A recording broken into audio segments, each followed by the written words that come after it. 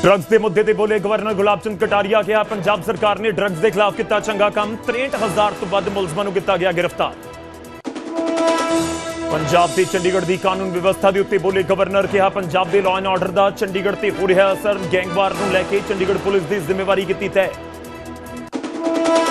बेअदबी bill से governor Gulab Chand Kataria का बड़ा बयान कहा किसी भी धर्म की नहीं होनी चाहिए बेअदबी कानून नूं लैके सीएम दे नाल करांगा गल। मुलाजमां दे डीए नूं लैके बोले मुख्यमंत्री भगवंत मान कहा सारे सूबियां दे वख-वख मापदंड कर्मचारी साडी रीढ़ दी हड्डी मुलाजमां नूं बनदे लाभ मिलते रहणगे। पंजाब दीआं सरकारी नौकरियां दे विच खत्म होवेगा ठेकेदारी सिस्टम कैबिनेट मीटिंग दे विच पंजाब सरकार दा वड्डा फैसला आउटसोर्स कामियां दी होवेगी सिद्धी भर्ती मॉनसून सैशन च लिआंदे जाणगे 2 नवे बिल। हरमीत सिंह पठान माजरा नूं वड्डी राहत रेप के मामले च हाई कोर्ट तो मिली जमानत बठिंडा जेल च बंद ने पठान माजरा। अमृतसर दे विच डीजीपी गौरव यादव ने की मीटिंग नवे पुलिस स्टेशन ते ई चलान सिस्टम का किया उद्घाटन कई बड़े अफसरां दा किया सन्मान। सत श्री अकाल नमस्कार गौरव शुक्ला मैं हाँ तुहाडे नाल ते हाज़र हाँ। फर्क तां पैंदा है लैके जदों सूबे दे विच ठेकेदारी सिस्टम के उत्ते ब्रेक लगाउण दी गल होवे खत्म करन दी गल होवे फिर फर्क तां पैंदा है। इसका सीधा मतलब यह होएगा कि सरकारी नौकरी हुण रैगुलर एक कॉन्ट्रैक्ट बेस थर्ड पार्टी ठेकेदारी सिस्टम नूं बिल्कुल नो। मैं अगे इस खबर के उत्ते डिटेल गल करांगा पर अज शुरुआत करन जा रही हां। सब तो पहला गल होवेगी ड्रग्स के मुद्दे की ते गुलाब चंद कटारिया दी। सूबे के गवर्नर ने ते ड्रग्स के मुद्दे के उत्ते एक बड़ी स्टेटमेंट दी। न्यूज़ 18 पंजाब के खास प्रोग्राम के पंजाब सरकार ने उन्होंने जिक्र सी कि पंजाब सरकार ने ड्रग्स के खिलाफ चंगा काम किया है 63,000 तो वध मुलजमां नूं गिरफ्तार किया है। ड्रग समाजिक मुहिम के नाल ही खत्म हो सकती है। गवर्नर गुलाब चंद कटारिया यह जिक्र करते हुए नजर आए। उन्होंने कहा कि मैं वख-वख धर्म गुरुआं नूं मुहिम के नाल जोड़िया है पहलां दे मुकाबले सूबे दे विच ड्रग घटिया है। ये ड्रग्स के मुद्दे उत्ते पंजाब का एक अजिहा मुद्दा है जिस दे उत्ते खूब सियासत भी हुंदी है ते दूजे पासे तुसीं ये कह सकते हो कि यह हमेशा तो चिंता का विषय रहा एक लंबे टाइम तो कई दहाकियां तो और पहलां दे मुकाबले सूबे दे विच ड्रग्स घटिया है। गवर्नर कहते हुए नजर आए ने। उन्होंने यह भी कहा कि हाले भी ड्रोन के जरिए सरहद पार तो नशा आ रहा है। पंजाब सरकार ने ड्रोन की समस्या नाल नजिठण दे लई 10 करोड़ दिते ने। पहलां 2 किलोमीटर तक ड्रोन ड्रग सुट्टदा सी। जिहड़ी समस्या है टैक्नोलॉजी दे नाल जुड़ी हुई है तो जिक्र करते हुए राज्यपाल गुलाब चंद कटारिया नजर आए। उन्होंने कहा कि हुण ड्रोन इस तरीके दे ने कि कई किलोमीटर 50-50 किलोमीटर अंदर आके भी जिहड़ी ड्रग है वो सुट रहे हैं तो एक बहुत चिंता वाली गल हैगी है। पर उन्होंने यह भी कहा कि ड्रग्स उस समय तक नहीं रुकेगी जदों तक पुलिस प्रशासन मिलके काम नहीं करते। तो दूजा पॉइंट जिहड़ी मुहिम आम लोगों के जरिए नहीं बनती कि आम लोग इस दे विच जुड़ जाण हर पिंड हर कस्बे हर घर दे विचों आवाज़ उठे ड्रग्स के खिलाफ जदों तक वो स्थिति नहीं बनती उस समय तक ड्रग्स नूं खत्म करना मुश्किल है। गुलाब चंद कटारिया न्यूज़ 18 के समिट के पहुंचे हुए सन गवर्नर ते उन्होंने उत्थे यह गल की ते उन्होंने कहा कि ड्रग्स का खात्मा समाजिक मुहिम के नाल ही हो सकता है। हाँ उन्होंने ये भी कहा कि 2 साल का उन्होंने कार्यकाल ऑलरेडी हो चुका है तो जिक्र किया कि पंजाब दे विच पहलां दे मुकाबले बेहतर स्थिति हुई है ड्रग्स नूं लैके। जो पहलां स्थिति सी उस तो हुण ड्रग्स थोड़ा जिहा बैटर स्थिति दे विच तुसीं कहो घटे होए वाली स्थिति दे विच ड्रग्स की स्थिति मौजूदा समय दे विच पहुंची हुई है। कि कुछ कहा गया है गवर्नर होरां दे वल्लों ओह तुहानूं सुणावां। 63,000 गिरफ्तारी मैं सोचता हूँ किसी स्टेट में नहीं होगी जो पंजाब में की है। उन्होंने कानून की दृष्टि से कोशिश की लेकिन मेरी यह मान्यता है कि कानून कभी किसी भी समस्या का स्थायी निदान नहीं है जी। मैं सोचता हूँ ये आंदोलन और इसका प्रभाव हुआ है। मैं अभी सेकंड बार जब गया हूं तो लोगों ने इस बात को स्वीकार किया कि पहले जिस तरह से हर चौथे 5वीं दुकान पे मिल जाता था वो कम से कम आज की तारीख में काफी उस पर कंट्रोल हुआ। लेकिन आज भी ड्रग आ रहा है इसको ना नहीं किया जा सकता। पाकिस्तान जो ड्रोन के माध्यम से हमारे यहाँ ड्रग डालता है हमने कई ड्रोन नष्ट भी किए हैं हमने उनको सीज भी किया है लेकिन अभी तक उसको 100% रोकने में हम सफल नहीं हुए। पहले वो 1-2 किलोमीटर में आता था अब वो 50 किलोमीटर आगे जाकर के भी वो डाल देता है और वो उसकी आवाज सुनाई देती है पर आसमान में वो दिखाई नहीं देता है। और उसको पकड़ने में स्थानीय लोग अगर ईमानदारी से हमारी मदद करेंगे तो हम इसको दोनों तरफ से रोकने में सफल हो जाएंगे। खैर जो सूबे के गवर्नर इस गल का जिक्र करन ते कहण कि ड्रग्स की स्थिति पहलां दे नालों बेहतर हुई है यानी कि घटिया ड्रग्स फिर फर्क तां पैंदा है। ये मुद्दा सियासी भी बन सकता है ਤੁਹਾਨੂੰ ਲੱਗਦਾ ਹੈ ਕਿ ਇਸ ਦੇ ਉੱਤੇ ਸਟੇਟਮੈਂਟ ਆਉਣਗੀਆਂ ਹੀ ਆਉਣਗੀਆਂ। ਅੱਗੇ ਵਧਦੇ ਹਾਂ ਤੇ ਮੁੱਦਾ ਬੇਅਦਬੀ ਬਿੱਲ ਦਾ ਵੀ ਹੈ। ਬੇਅਦਬੀ ਦਾ ਬਿੱਲ ਜਿਹੜਾ ਲਿਆਂਦਾ ਗਿਆ ਬੇਅਦਬੀ ਦੇ ਖਿਲਾਫ, ਉਸ ਬਿੱਲ ਦੇ ਉੱਤੇ ਵੀ ਗਵਰਨਰ ਗੁਲਾਬ ਚੰਦ ਕਟਾਰੀਆ ਦੀ ਸਟੇਟਮੈਂਟ ਆਈ। ਉਹਨਾਂ ਨੇ ਕਿਹਾ ਕਿ ਕਿਸੇ ਵੀ ਧਰਮ ਦੀ ਬੇਅਦਬੀ ਨਹੀਂ ਹੋਣੀ ਚਾਹੀਦੀ, ਦੂਜੇ ਧਰਮਾਂ ਬਾਰੇ ਵੀ ਸਖਤ ਕਾਨੂੰਨ ਹੋਣਾ ਚਾਹੀਦਾ ਹੈ। ਉਹਨਾਂ ਨੇ ਇਹ ਵੀ ਕਿਹਾ ਕਿ ਮੈਂ ਜਥੇਦਾਰ ਦੇ ਵੱਲੋਂ ਜਤਾਏ ਇਤਰਾਜ਼ਾਂ ਬਾਰੇ ਸਰਕਾਰ ਨੂੰ ਦੱਸਿਆ, ਮੈਂ ਮੁੱਖ ਮੰਤਰੀ ਨੂੰ ਬੁਲਾ ਕੇ ਉਹਨਾਂ ਦੇ ਨਾਲ ਗੱਲ ਕਰਾਂਗਾ। ਮੇਰੀ ਕੋਸ਼ਿਸ਼ ਹੈ ਕਿ ਦੋਵੇਂ ਧਿਰਾਂ ਨੂੰ ਆਮੋ ਸਾਹਮਣੇ ਬਿਠਾ ਕੇ ਗੱਲ ਕੀਤੀ ਜਾਵੇ ਕਿ ਕੋਈ ਹੱਲ ਕੱਢਿਆ ਜਾ ਸਕੇ। ਕਾਬਲੇ ਗੌਰ ਹੈ ਕਿ ਇੱਕ ਬੇਅਦਬੀ ਦੇ ਖਿਲਾਫ ਕਾਨੂੰਨ ਲਿਆਂਦਾ ਗਿਆ ਸੂਬਾ ਸਰਕਾਰ ਦੇ ਵੱਲੋਂ, ਉਸ ਦੇ ਉੱਤੇ ਰਾਜਪਾਲ ਸਾਹਿਬ ਆਲਰੇਡੀ ਦਸਤਖਤ ਕਰ ਚੁੱਕੇ ਨੇ। ਔਰ ਦੂਜੇ ਪਾਸੇ ਜਿਹੜੇ ਐਸਜੀਪੀਸੀ ਦੇ ਪ੍ਰਧਾਨ ਨੇ ਔਰ ਦੂਜੇ ਜਥੇਦਾਰ ਸਾਹਿਬ ਨੇ ਅਕਾਲ ਤਖਤ ਸਾਹਿਬ ਦੇ, ਉਹਨਾਂ ਦੇ ਵੱਲੋਂ ਇਸ ਕਾਨੂੰਨ ਦੇ ਉੱਤੇ ਵਿਰੋਧ ਜਤਾਇਆ ਗਿਆ ਕਿ ਕਸਟੋਡੀਅਨ ਨੂੰ ਵੀ ਜ਼ਿੰਮੇਵਾਰ ਦੱਸਿਆ ਜਾ ਰਿਹਾ ਹੈ। ਦਖਲਅੰਦਾਜ਼ੀ ਇੱਕ ਤਰੀਕੇ ਨਾਲ ਉਹਨਾਂ ਦੇ ਵੱਲੋਂ ਕਰਾਰ ਦਿੱਤੀ ਗਈ। ਤਾਂ ਜਥੇਦਾਰ ਸਾਹਿਬ ਤੇ ਐਸਜੀਪੀਸੀ ਦੇ ਪ੍ਰਧਾਨ ਆਲਰੇਡੀ ਮੁਲਾਕਾਤ ਕਰ ਚੁੱਕੇ ਨੇ ਗਵਰਨਰ ਗੁਲਾਬ ਚੰਦ ਕਟਾਰੀਆ ਦੇ ਨਾਲ, ਤੇ ਉਹਨਾਂ ਨੇ ਜ਼ਿਕਰ ਕੀਤਾ ਗਵਰਨਰ ਸਾਹਿਬ ਨੇ ਕਿ ਇਸ ਮੁਤਲਕ ਜਿਹੜਾ ਮੈਮੋਰੈਂਡਮ ਮੇਰੇ ਕੋਲ ਆਇਆ ਸੀ ਉਸ ਨੂੰ ਧਿਆਨ ਦੇ ਵਿੱਚ ਰੱਖਦੇ ਹੋਏ ਮੈਂ ਸਰਕਾਰ ਨੂੰ ਲਿਖਿਆ ਹੈ ਕਿ ਤੁਸੀਂ ਇਸ ਦੇ ਉੱਤੇ ਕੀ ਕਹਿੰਦੇ ਹੋ। ਇੱਕ ਤਰੀਕੇ ਨਾਲ ਜਵਾਬ ਮੰਗਿਆ ਗਿਆ ਹੈ। ਦੂਜਾ ਉਹਨਾਂ ਨੇ ਇਹ ਵੀ ਕਿਹਾ ਕਿ ਬੇਅਦਬੀ ਦੇ ਮੁੱਦੇ ਉੱਤੇ ਸਾਰਿਆਂ ਇਸ ਦੇ ਖਿਲਾਫ ਜਿਹੜਾ ਕਾਨੂੰਨ ਹੈ ਸਭ ਦੀ ਰਾਏ ਲੈਣੀ ਜ਼ਰੂਰੀ ਹੈ, ਜੇਕਰ ਕਿਸੇ ਦਾ ਕੋਈ ਇਤਰਾਜ਼ ਹੈ ਉਸ ਨੂੰ ਵੀ ਦੂਰ ਕੀਤਾ ਜਾ ਸਕੇ। ਤੇ ਉਹਨਾਂ ਨੇ ਇਹ ਵੀ ਕਿਹਾ ਕਿ ਸਰਕਾਰ ਦੇ ਜਿਹੜੇ ਨੁਮਾਇੰਦੇ ਨੇ ਉਹਨਾਂ ਦੇ ਨਾਲ ਬੈਠ ਕੇ, ਜਿਹੜੇ ਹੋਰ ਐਕਸਪਰਟਸ ਨੇ ਉਹਨਾਂ ਦੇ ਨਾਲ ਸਾਰਿਆਂ ਨਾਲ ਬੈਠ ਕੇ ਦੇਖਿਆ ਜਾਏਗਾ ਕਿ ਕੀ ਹੋਰ ਬਦਲ ਹੋ ਸਕਦਾ ਹੈ ਜਾਂ ਕੱਢਿਆ ਜਾ ਸਕਦਾ ਹੈ। ਉਹਨਾਂ ਨੇ ਕੀ ਕੁਝ ਕਿਹਾ ਉਹ ਤੁਹਾਨੂੰ ਸੁਣਾਉਂਦੇ। वो केवल और केवल एक धर्म का मामला नहीं है, वो बिल तो केवल एक धर्म के लिए ही था जी। मैं सोचता हूँ किसी भी धर्म का इस प्रकार का अपमान करने का अधिकार किसी को भी नहीं होना चाहिए। मैंने उनको यही राय दी कि अच्छा हो कि आप इसमें और इसका एरिया बढ़ाए जी। लेकिन जब मैं उनसे मिलने गया था तो उन्होंने कुछ उसमें खामियां बताई थी। उस खामियों के बारे में जरूर मुझे लगा था कि भाई इसको फिर से देखना चाहिए जी, क्योंकि कानून है, कानून जिसके लिए है उसको भी अगर कोई इसमें से दुविधा आ रही है तो समझने की आवश्यकता है जी। तो मैंने उनका विषय को समझा और मैं कोशिश कर रहा हूं कि मुख्यमंत्री जी को बुलाकर, ऐसे तो मैंने जो उन्होंने मुझे मेमोरेंडम दिया वो मैंने पूरा लिख करके उनको भेजा कि इस बारे में फिर से आप एक बार देखो कि अगर इसके कारण से किसी को भी हर्ट हो रहा है तो क्या उसको कितना कम किया जा सकता, कैसे ठीक किया जा सकता। देखिए सोचता हूँ अभी सेकंड विकल्प है आमने सामने बात करने की जी, तो उसको समझ करके और कानून की दृष्टि से भी जो अच्छी तरह से संजीदे लोग हैं उनको बुला करके भी आमने सामने बिठाएंगे कि इस पॉइंट से क्या नुकसान हो रहा है, क्या इसको बदला जा सकता है, क्या इसमें संशोधन किया जा सकता है।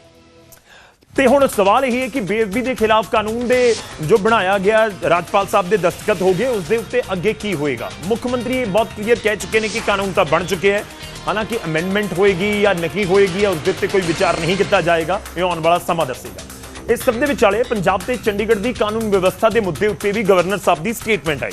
ਪੰਜਾਬ ਦੇ ਲਾਅ ਐਂਡ ਆਰਡਰ ਦਾ ਇਹ ਬਹੁਤ ਵੱਡੀ ਉਹਨਾਂ ਨੇ ਗੱਲ ਕਹੀ ਕਿ ਪੰਜਾਬ ਦੇ ਲਾਅ ਐਂਡ ਆਰਡਰ ਦਾ ਅਸਰ ਚੰਡੀਗੜ੍ਹ ਦੇ ਉੱਤੇ ਹੋ ਰਿਹਾ ਹੈ। ਗੈਂਗ ਵਾਰ ਹੁਣ ਚੰਡੀਗੜ੍ਹ ਤੱਕ ਵੀ ਪਹੁੰਚ ਗਈ ਹੈ, ਇਹ ਗਵਰਨਰ ਗੁਲਾਬ ਚੰਦ ਕਟਾਰੀਆ ਕਹਿੰਦੇ ਹੋਏ ਨਜ਼ਰ ਆਏ। ਕਾਬਲੇ ਗੌਰ ਹੈ ਕਿ ਪੰਜਾਬ ਦੇ ਗਵਰਨਰ ਨੇ ਤੇ ਦੂਜੇ ਪਾਸੇ ਚੰਡੀਗੜ੍ਹ ਦੇ ਪ੍ਰਸ਼ਾਸਕ ਵੀ ਨੇ, ਐਡਮਿਨਿਸਟ੍ਰੇਟਰ ਵੀ ਸੇਮ ਹੀ ਅਹੁਦੇਦਾਰ ਹੁੰਦਾ ਹੈ, ਜੋ ਪੰਜਾਬ ਦਾ ਗਵਰਨਰ ਉਹੀ ਚੰਡੀਗੜ੍ਹ ਦੇ ਐਡਮਿਨਿਸਟ੍ਰੇਟਰ, ਤਾਂ ਦੋਵਾਂ ਦੀ ਜ਼ਿੰਮੇਵਾਰੀ ਉਹਨਾਂ ਦੇ ਕੋਲ ਹੈਗੀ ਹੈ। ਉਹਨਾਂ ਨੇ ਇਹ ਵੀ ਕਿਹਾ ਕਿ ਮੈਂ ਚੰਡੀਗੜ੍ਹ ਪੁਲਿਸ ਦੀ ਵੀ ਜ਼ਿੰਮੇਵਾਰੀ ਤੈਅ ਕੀਤੀ ਹੈ, ਤੈਅ ਕਰਦਾ ਹਾਂ। ਮੈਂ ਪੁਲਿਸ ਨੂੰ ਕਿਹਾ ਕਿ ਕ੍ਰਾਈਮ ਕਰਕੇ ਮੁਲਜ਼ਮ ਬਾਉਂਡਰੀ ਪਾਰ ਨਾ ਕਰੇ। ਔਰ ਕਾਬਲੇ ਗੌਰ ਹੈ ਉਹਨਾਂ ਨੇ ਇਸ ਗੱਲ ਦੇ ਵਿੱਚ ਇਹ ਵੀ ਜ਼ਿਕਰ ਕੀਤਾ ਕਿ ਜ਼ਿੰਮੇਵਾਰੀ ਤਾਂ ਡੈਫੀਨਿਟਲੀ ਤੈਅ ਹੋਣੀ ਚਾਹੀਦੀ ਹੈ, ਨਹੀਂ ਕਿਹਾ ਜਾ ਸਕਦਾ ਕਿ ਇੱਥੇ ਆਏ ਔਰ ਆ ਕੇ ਚਲੇ ਗਏ। ਖੈਰ ਕੁੱਲ ਮਿਲਾ ਕੇ ਲਾਅ ਐਂਡ ਆਰਡਰ ਨੂੰ ਲੈ ਕੇ, ਕਿਉਂਕਿ ਸਵਾਲ ਵੀ ਕੀਤਾ ਗਿਆ ਸੀ ਕਿ ਪਿਛਲੇ ਕੁਝ ਦਿਨਾਂ ਦੇ ਵਿੱਚ ਜਾਂ ਪਿਛਲੇ ਕੁਝ ਸਮੇਂ ਦੇ ਵਿੱਚ ਘਟਨਾਵਾਂ ਚੰਡੀਗੜ੍ਹ ਦੇ ਅੰਦਰ ਵੀ ਹੋਈਆਂ ਨੇ, ਬੀਜੇਪੀ ਦਫ਼ਤਰ ਦੇ ਬਾਹਰ, ਚਾਹੇ ਉਹ ਗ੍ਰਨੇਡ ਦੇ ਨਾਲ ਅਟੈਕ ਹੋਵੇ ਜਾਂ ਫਿਰ ਹੋਰ ਘਟਨਾਵਾਂ ਜਿਹੜੀਆਂ ਵਾਪਰੀਆਂ ਨੇ, ਪਰ ਇਸ ਸਭ ਦੇ ਵਿਚਾਲੇ ਕਾਨੂੰਨ ਵਿਵਸਥਾ ਦੇ ਉੱਤੇ ਉਹਨਾਂ ਨੇ ਕਿਹਾ ਕਿ ਪੰਜਾਬ ਦੇ ਵਿੱਚ ਜਿਹੜੀ ਸਥਿਤੀ ਹੈ ਕਾਨੂੰਨ ਵਿਵਸਥਾ ਦੀ, ਉਸ ਦਾ ਅਸਰ ਚੰਡੀਗੜ੍ਹ ਤੱਕ ਪਹੁੰਚ ਰਿਹਾ ਹੈ, ਚੰਡੀਗੜ੍ਹ ਤੱਕ ਵੀ ਗੈਂਗ ਵਾਰ ਪਹੁੰਚ ਰਹੀ ਹੈ। ਇਹ ਗਵਰਨਰ ਗੁਲਾਬ ਚੰਦ ਕਟਾਰੀਆ ਕਹਿੰਦੇ ਹੋਏ ਨਜ਼ਰ ਆਏ ਨਿਊਜ਼ 18 ਪੰਜਾਬ ਦੇ ਇਸ AIN ਟੈਕ ਸਮਿਟ ਦੇ ਵਿੱਚ। निश्चित रूप से जो पंजाब के लॉ एंड ऑर्डर की स्थिति है वो धीरे धीरे चंडीगढ़ तक भी आ रही है जी, और वही गैंगवार जो है ना हमारे यहाँ भी कभी कभी प्रभावी होता है। तो मैं अपनी डीजीपी और सारी टीम के साथ बैठता हूँ जी। जैसे अगर बाजार के बीच में 12 बजे कोई गोली मार के चला जाए तो हम सब लोगों के लिए सोचनीय विषय तो है जी। हम ये कह करके कि वो निकल गया ये नहीं है कि हमारी भी तो कोई जिम्मेदारी है।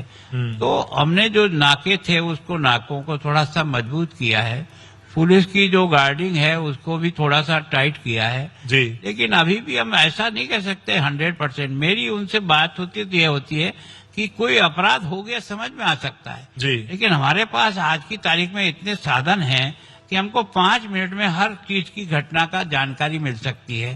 तो हम अपना पुलिस प्रशासन तब सफल मानेंगे कि आदमी क्राइम करा और हमारी बाउंड्री के अंदर ही उसको पकड़ करके हम सफल हो गए, अब जाकर के हम इसको बचा सके। बाद में तो ठीक है, कैमरों के द्वारा हम ढूंढते हैं, करते हैं, अपराधी तक पहुंच जाते हैं, अपराधी को पकड़ भी लाते हैं, उसमें तो सफलता मिली है।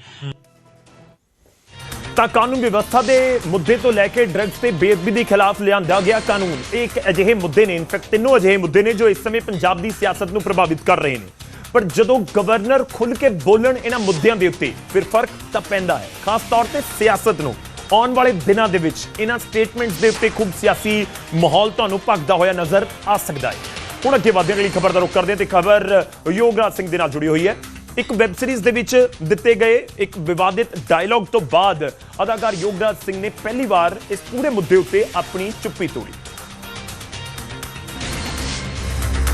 ਅਤੇ ਉਹਨਾਂ ਨੇ ਕਿਹਾ ਕਿ ਉਹਨਾਂ ਨੇ ਸਾਰੇ ਕਿਰਦਾਰ ਸਕ੍ਰਿਪਟ ਦੇ ਮੁਤਾਬਿਕ ਹੀ ਨਿਭਾਏ। ਇੱਕ ਅਦਾਕਾਰ ਦੇ ਤੌਰ ਦੇ ਉੱਤੇ ਉਹਨਾਂ ਦਾ ਕੰਮ ਸਿਰਫ ਆਪਣੇ ਕਰੈਕਟਰ ਨੂੰ ਜਿਉਂਦਾ ਰੱਖਣਾ ਹੈ ਅਤੇ ਇਸ ਦੇ ਵਿੱਚ ਉਹਨਾਂ ਦੀ ਵਿਅਕਤੀਗਤ ਸੋਚ ਨੂੰ ਨਹੀਂ ਜੋੜਿਆ ਜਾਣਾ ਚਾਹੀਦਾ।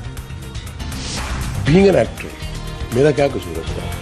आपको एक स्क्रिप्ट मिला है, आपको कैरेक्टर मिला है। अगर आज योगराज सिंह बहुत सारे कैरेक्टर्स कर रहा है तो वो अकॉर्डिंग टू स्क्रिप्ट ही कर रहा है। हमारी मजाल नहीं कि हम स्क्रिप्ट को चेंज कर दें। ਉਹਨਾਂ ਨੇ ਮਾਮਲੇ ਦੇ ਵਿੱਚ ਰਾਹਤ ਦੇਣ ਦੇ ਲਈ ਪੰਜਾਬ ਅਤੇ ਹਰਿਆਣਾ ਹਾਈ ਕੋਰਟ ਦਾ ਧੰਨਵਾਦ ਵੀ ਕੀਤਾ। कोर्ट की बात है, very thankful to the Punjab and high court people, very thankful to Puneet has always stood by me. ਨਾਲ ਹੀ ਮਹਿਲਾਵਾਂ ਦੇ ਪ੍ਰਤੀ ਸਨਮਾਨ ਜਤਾਉਂਦੇ ਹੋਏ ਕਿਹਾ ਕਿ ਉਹਨਾਂ ਨੇ ਹਮੇਸ਼ਾ ਮਹਿਲਾਵਾਂ ਦੀ ਗਰਿਮਾ ਅਤੇ ਅਧਿਕਾਰਾਂ ਦਾ ਸਮਰਥਨ ਕੀਤਾ ਹੈ। ਪਰ ਸਵਾਲ ਇਸ ਕਰਕੇ ਵੀ ਉੱਠ ਰਹੇ ਨੇ ਕਿ ਜਦੋਂ ਇਹ ਵੈਬ ਸੀਰੀਜ਼ ਰਿਕਾਰਡ ਕੀਤੀ ਜਾ ਰਹੀ ਸੀ, ਜਦੋਂ ਸ਼ੂਟਿੰਗ ਹੋ ਰਹੀ ਸੀ ਤਾਂ ਇਸ ਡਾਇਲੌਗ ਦੇ ਉੱਤੇ ਕਿ ਨਹੀਂ ਕੋਈ ਇਤਰਾਜ਼ ਜਤਾਇਆ ਗਿਆ। ਹਾਲਾਂਕਿ ਇਸ ਪੂਰੀ ਚਰਚਾ ਦੇ ਵਿਚਾਲੇ ਸਵਾਲ ਇਹ ਵੀ ਖੜਾ ਹੁੰਦਾ ਹੈ ਕਿ ਜਿਹੜਾ ਅਦਾਕਾਰ ਹੈ ਜਿਸ ਨੂੰ ਇਹ ਸਕ੍ਰਿਪਟ ਦਿੱਤੀ ਜਾਂਦੀ ਹੈ, ਜੇਕਰ ਉਹ ਨਹੀਂ ਪੜ੍ਹਦਾ ਤਾਂ ਫਿਰ ਵੀ ਸਵਾਲ ਨੇ, ਤੇ ਜੇਕਰ ਐਜ਼ ਇਟ ਇਜ਼ ਪੜ੍ਹਦਾ ਹੈ ਤਾਂ ਉਸ ਦੇ ਉੱਤੇ ਵੀ ਬਵਾਲ ਹੋ ਜਾਂਦਾ ਹੈ। ਖੈਰ ਅੱਗੇ ਵਧਦੇ ਹਾਂ ਤੇ ਹੁਣ ਵਾਰੀ ਅੱਜ ਦੇ ਸਵਾਲ ਦੀ। ਅੱਜ ਦਾ ਸਵਾਲ ਅਸੀਂ ਇਸ ਮੁੱਦੇ ਨਾਲ ਜੁੜਿਆ ਹੋਇਆ ਪੁੱਛ ਰਹੇ ਹਾਂ। ਸਵਾਲ ਹੈ ਕਿ ਦੁਨੀਆ ਦੀ ਪਹਿਲੀ ਵੈਬ ਸੀਰੀਜ਼ ਕਿਹੜੀ ਹੈ, ਕਿਸ ਨੂੰ ਕਿਹਾ ਜਾਂਦਾ ਹੈ? Games of thrones, house of cards, ਦਾ ਸਪੌਟ ਜਾਂ ਫਿਰ ਕੁਆਟਰ ਲਾਈਫ? ਸਹੀ ਜਵਾਬ ਕੀ ਹੈ? ਥੋੜੀ ਦੇਰ ਦੇ ਵਿੱਚ ਪੂਰੀ ਜਾਣਕਾਰੀ ਦੇ ਨਾਲ ਇਸ ਸਵਾਲ ਦਾ ਜਵਾਬ ਅਸੀਂ ਤੁਹਾਡੇ ਸਾਹਮਣੇ ਰੱਖਾਂਗੇ। ਅੱਗੇ ਵਧਦੇ ਹਾਂ, ਹੁਣ ਅਗਲੀ ਖਬਰ ਦਾ ਰੁਖ ਕਰਦੇ ਹਾਂ ਤੇ ਗੱਲ ਬੀਜੇਪੀ ਦੀ। ਬੀਜੇਪੀ ਦੇ ਵਿੱਚ ਜਥੇਬੰਦਕ ਢਾਂਚੇ ਦੇ ਵਿੱਚ ਬਦਲਾਅ, ਖਾਸ ਤੌਰ ਤੇ ਟਾਪ ਲੀਡਰਸ਼ਿਪ ਪੰਜਾਬ ਇਕਾਈ ਦੇ ਵਿੱਚ। ਉਸ ਤੋਂ ਬਾਅਦ ਕੈਪਟਨ ਅਮਰਿੰਦਰ ਸਿੰਘ ਦੇ ਬਿਆਨ ਨੇ ਪੰਜਾਬ ਦੀ ਸਿਆਸਤ ਦੇ ਵਿੱਚ ਨਵੀਆਂ ਚਰਚਾਵਾਂ ਨੂੰ ਜਨਮ ਦੇ ਦਿੱਤਾ। ਦਰਅਸਲ ਇੱਕ ਅਖਬਾਰ ਨੂੰ ਦਿੱਤੇ ਗਏ ਇੰਟਰਵਿਊ ਵਿੱਚ ਕੈਪਟਨ ਅਮਰਿੰਦਰ ਸਿੰਘ ਨੇ ਕਾਂਗਰਸ ਦੇ ਜਥੇਬੰਦਕ ਢਾਂਚੇ ਅਤੇ ਕਾਰਜ ਪ੍ਰਣਾਲੀ ਦੀ ਖੁੱਲ੍ਹ ਕੇ ਸ਼ਲਾਘਾ ਕਰਦੇ ਹੋਏ ਕਿਹਾ ਕਿ ਜਦੋਂ ਕਾਂਗਰਸ ਦੇ ਵਿੱਚ ਸਨ ਉਸ ਸਮੇਂ ਵੱਡੇ ਫੈਸਲਿਆਂ ਤੋਂ ਪਹਿਲਾਂ ਉਹਨਾਂ ਦੇ ਨਾਲ ਸਲਾਹ ਮਸ਼ਵਰਾ ਕੀਤਾ ਜਾਂਦਾ ਸੀ, ਪਰ 6 ਦਹਾਕਿਆਂ ਦੇ ਸਿਆਸੀ ਤਜਰਬੇ ਦੇ ਬਾਵਜੂਦ ਬੀਜੇਪੀ ਦੇ ਵਿੱਚ ਸੂਬਾ ਪ੍ਰਧਾਨ ਦੀ ਨਿਯੁਕਤੀ ਨੂੰ ਲੈ ਕੇ ਉਹਨਾਂ ਤੋਂ ਕੋਈ ਰਾਏ ਨਹੀਂ ਲਈ ਗਈ। ਨਾਲ ਹੀ ਕੈਪਟਨ ਨੇ ਨਵੇਂ ਸੂਬਾ ਪ੍ਰਧਾਨ ਕੇਵਲ ਸਿੰਘ ਢਿੱਲੋਂ ਦੀ ਸਮਰੱਥਾ ਦੇ ਉੱਤੇ ਵੀ ਸਵਾਲ ਚੁੱਕਦੇ ਹੋਏ ਕਿਹਾ ਕਿ ਅਗਵਾਈ ਅਜਿਹੇ ਸ਼ਖਸ ਨੂੰ ਮਿਲਣੀ ਚਾਹੀਦੀ ਹੈ ਜੋ ਜਥੇਬੰਦੀ ਦੀ ਉਮੀਦਾਂ ਦੇ ਉੱਤੇ ਖਰਾ ਉਤਰ ਸਕੇ ਅਤੇ ਨਤੀਜੇ ਦੇਣ ਦੀ ਸਮਰੱਥਾ ਰੱਖਦਾ ਹੋਵੇ। ਉਹਨਾਂ ਦੇ ਇਸ ਬਿਆਨ ਤੋਂ ਬਾਅਦ ਪੰਜਾਬ ਦੇ ਸਿਆਸੀ ਗਲਿਆਰਿਆਂ ਦੇ ਵਿੱਚ ਕਈ ਤਰ੍ਹਾਂ ਦੀਆਂ ਚਰਚਾਵਾਂ ਸ਼ੁਰੂ ਹੋ ਗਈਆਂ ਨੇ। ਨਾਲ ਹੀ ਇਹ ਵੀ ਅਟਕਲਾਂ ਲਗਾਈਆਂ ਜਾ ਰਹੀਆਂ ਨੇ ਕਿ ਕੀ ਕੈਪਟਨ ਭਵਿੱਖ ਦੇ ਵਿੱਚ ਆਪਣੇ ਪੁਰਾਣੇ ਸਿਆਸੀ ਠਿਕਾਣੇ ਵਾਲੇ ਪਾਸੇ ਰੁਖ ਕਰ ਸਕਦੇ ਨੇ।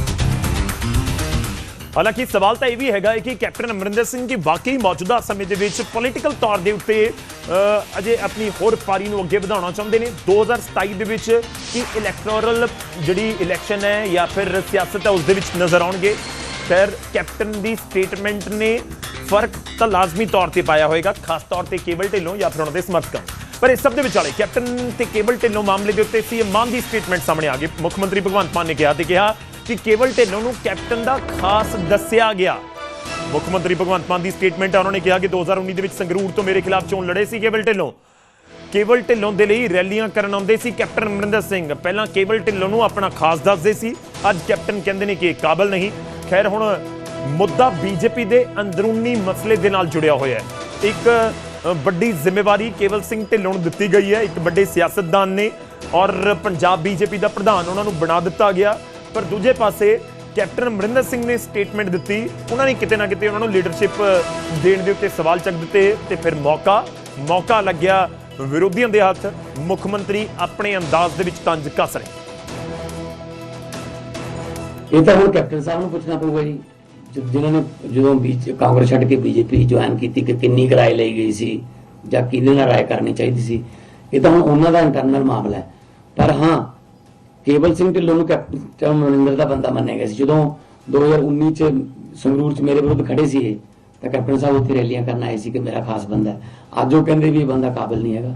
ਸੋ ਇਹ ਤਾਂ ਹੁਣ ਉਹਨਾਂ ਦਾ ਆਪਸੀ ਜਿਹੜਾ ਕੈਪਟਨ ਸਾਹਿਬ ਨੂੰ ਪੁੱਛਣਾ ਪਊਗਾ। ਤੇ ਇਹ ਸਵਾਲ ਤਾਂ ਮੇਰੇ ਖਿਆਲ ਚ ਸਰ ਉਹਨਾਂ ਨੇ ਆਪ ਹੀ ਕਿਹਾ ਕਿ ਭਾਜਪਾ ਬਿਨਾਂ ਗੱਠਜੋੜ ਦੇ ਅੱਗੇ ਨਹੀਂ ਵਧ ਸਕਦੀ, ਅਕਾਲੀ ਦਲ ਨਾਲ ਗੱਠਜੋੜ ਜ਼ਰੂਰ। ਉਹਨਾਂ ਨੂੰ ਵੱਧ ਪਤਾ ਹੋਊਗਾ ਜੀ, ਫਿਰ ਉਹਨਾਂ ਨੂੰ ਪਤਾ ਲੱਗ ਗਿਆ ਹੋਣਾ ਗਰਾਊਂਡ ਦਾ ਕਿ ਗਰਾਊਂਡ ਤੇ ਕੀ ਰਿਪੋਰਟਾਂ ਨੇ। ਕੱਲ ਦਾ ਜਿਹੜਾ ਰਿਜ਼ਲਟ ਆਇਆ ਉਹਦੇ ਨਾਲ ਭਾਜਪਾ ਨੂੰ ਪਤਾ ਲੱਗ ਗਿਆ ਹੋਣਾ, ਕਿਉਂਕਿ 5ਵੇਂ ਨੰਬਰ ਤੇ ਆਏ ਨੇ। ਈਵਨ ਆਜ਼ਾਦ ਤੀਜੇ ਨੰਬਰ ਤੇ ਨੇ, ਆਜ਼ਾਦ ਤੀਜੇ ਨੰਬਰ ਤੇ ਨੇ, ਅਕਾਲੀ ਦਲ ਚੌਥੇ ਨੰਬਰ ਤੇ ਹੈ, ਭਾਜਪਾ 5ਵੇਂ ਨੰਬਰ ਤੇ ਹੈ। ਇਸ ਤੋਂ ਅੱਗੇ ਦਾ ਨੋਟ ਹੈ ਫਿਰ, ਠੀਕ ਹੈ ਨਾ। ਸੋ ਇਸ ਕਰਕੇ ਇਹਨਾਂ ਦਾ ਮੁਕਾਬਲਾ ਆਪਸ 'ਚ ਹੀ ਹੋਊਗਾ ਵੀ ਕੌਣ ਦੂਜੇ ਤੇ ਹੋਊ, ਕੌਣ ਤੀਜੇ ਤੇ, ਕੌਣ ਚੌਥੇ ਤੇ। ਤੋ ਇਹ ਤਾਂ ਕੈਪਟਨ ਸਾਹਿਬ ਦੀ ਆਪਸ, ਉਹ ਆਪ ਕਹਿੰਦੇ ਨੇ ਕਿ ਮੈਨੂੰ ਤਾਂ ਪੁੱਛਿਆ ਨਹੀਂ ਕਿਸੇ ਨੇ, ਨਾ ਹੀ ਮੈਨੂੰ ਪੁੱਛਦਾ।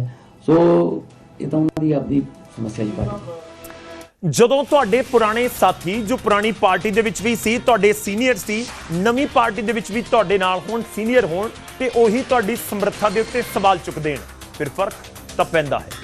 ਕੈਪਟਨ ਦੇ ਬਿਆਨ ਦੀ ਗੂੰਜ ਪੰਜਾਬ ਦੀ ਸਿਆਸਤ ਦੇ ਵਿੱਚ ਲੰਬੀ ਔਰ ਦੂਰ ਤੱਕ ਸੁਣਾਈ ਦੇਈ।